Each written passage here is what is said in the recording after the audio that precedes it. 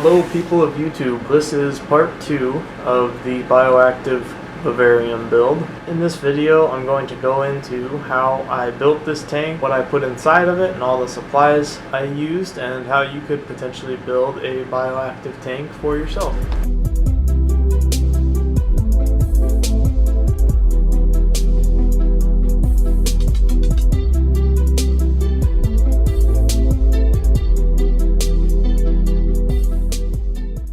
So what we're going to do is we're going to start from the top down, work our way down from lighting, talk about our thermometer and humidity control, decorations, plants, and then we'll work our way down to substrate, and then eventually I'll get to the background and what I did there. It's pretty simple here. I just bought a little miniature dome and a daylight LED bulb. The reptile I'm going to be putting in here does not require any kind of UVB. They do perfectly fine right around room temperature. 75 degrees is about their sweet spot. And that brings us to our next topic, which is temperature and humidity. So I bought the ZoomEd digital combo. It has a thermometer and a hygrometer, or a humidity gauge, and I think this is about the best you can get for a terrarium, vivarium, whatever you want to call them, just because anything better quality than these, typically they start to get really expensive, just because, well, I'm not sure why they get so expensive, but this seemed to be the best bang for your buck. So moving on.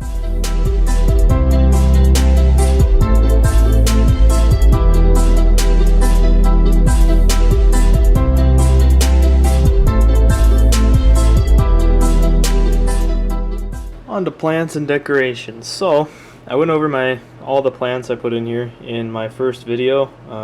Got some pothos, dwarf umbrella trees, sansevieria, or snake plants for short.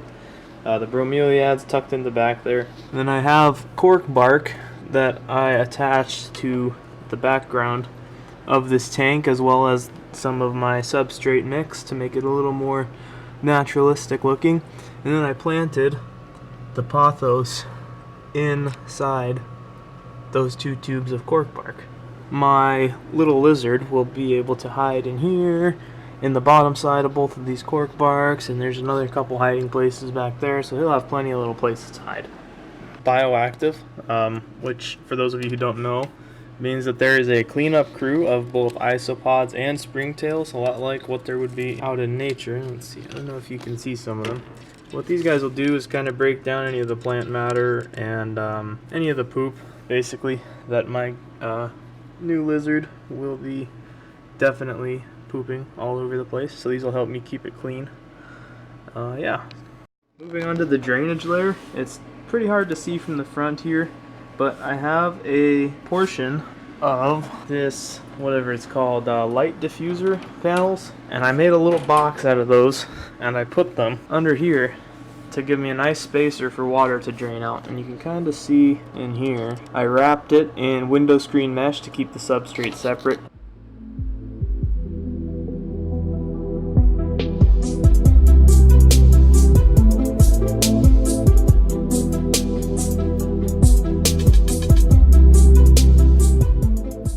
This is my little baby culture of dairy cow isopods. There's a couple of them in there. You can see them running around. I know there's a couple full-grown adults. Oh, there we go. That one's just about full-grown. They're really adorable. So I think I paid $20 for this culture, and there was 20 isopods in there when I bought it. And it was in a tiny little container, so I upgraded it into this bigger Tupperware container. And now I'd have to imagine I'm not even going to guess, but there's a lot more than 20 in there. So if you're ever going to set up any kind of a bioactive tank, it's really a good idea to establish your own cultures and then add from your culture into your tank.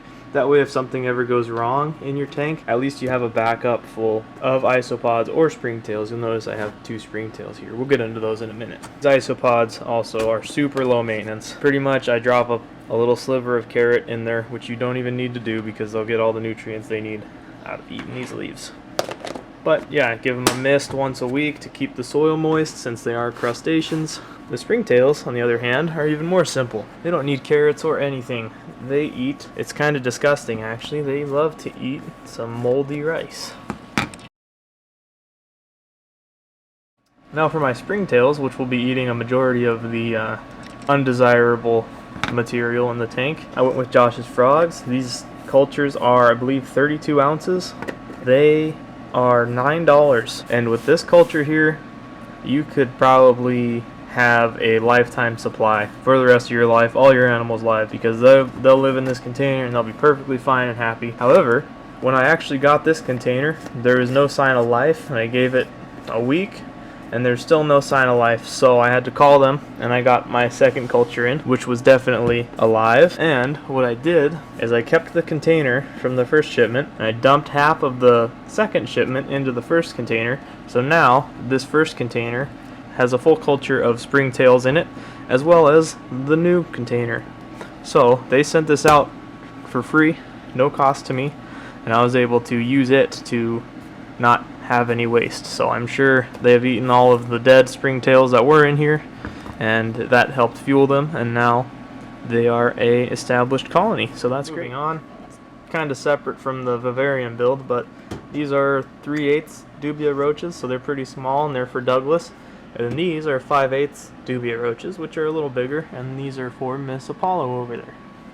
I don't culture these, I don't breed them or anything, but it's just easier to keep them in tubs than the little cups they come. Well, that's going to do it for this video. I hope everyone enjoyed. Don't forget to leave a thumbs up if you liked the video, and subscribe if you feel so inclined. Next time I will be making a video on my new lizard. He is now here with me. However, he's too small. He's only 8 grams, and he's very small. I think he's way too small to put into this tank. He'll be too small to put in here for a couple more weeks at least, maybe a couple more months. So yeah, it'll be cool to do some more videos with him, and maybe a couple time lapses of his growth progress and cool things like that. Anyways, thanks for watching.